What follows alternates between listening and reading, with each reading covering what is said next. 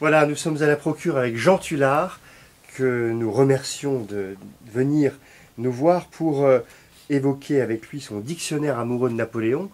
Alors on sait que Jean Tullard est un grand amoureux, il est amoureux du cinéma, puisqu'il a publié dans cette même collection un dictionnaire amoureux du cinéma, pour lequel il était venu déjà chez nous. Et donc maintenant ce dictionnaire amoureux de Napoléon, auquel il a consacré quand même beaucoup de temps dans son existence, et beaucoup d'ouvrages. Quel statut ce livre un peu particulier, dans une très jolie collection, qui est celle de Jean-Claude Simoin, quel statut a ce livre, ce dictionnaire amoureux, dans tout votre travail d'historien sur Napoléon? Alors c'est un livre que je devrais rejeter, repousser, parce que l'historien ne doit pas être amoureux de son sujet, et j'ai beaucoup écrit sur Napoléon.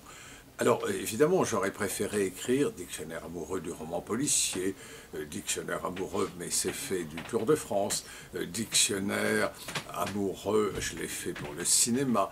Bref, des sujets que j'aime. Napoléon, je ne peux pas me permettre de l'aimer puisque c'est le sujet de mes travaux et qu'il faut éviter que l'historien introduise une dimension sentimentale dans son sujet. Une dimension sentimentale amoureuse, mais aussi une dimension sentimentale de rejet. J'aurais pu écrire le dictionnaire haineux de Napoléon, ce serait moins bien vendu certainement, mais n'oubliez pas que j'ai écrit, c'est le premier livre que j'ai écrit, un anti-Napoléon.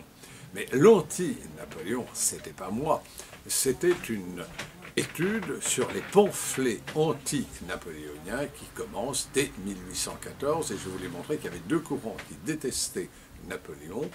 D'une part, le courant de l'extrême droite, c'est-à-dire l'Action française, héritière de Chateaubriand, et d'autre part, le courant libéral, héritier de Benjamin Constant. Contrairement à ce qu'on pense, l'extrême gauche n'a pas toujours été hostile à Napoléon. Et lorsque s'est posé en 1969 le problème du bicentenaire de la naissance de Napoléon, le Parti communiste avait estimé qu'il fallait célébrer ce bicentenaire parce que Napoléon avait détruit la féodalité en Allemagne et avait confirmé la destruction de la féodalité en France. Bref, que Napoléon était progressiste.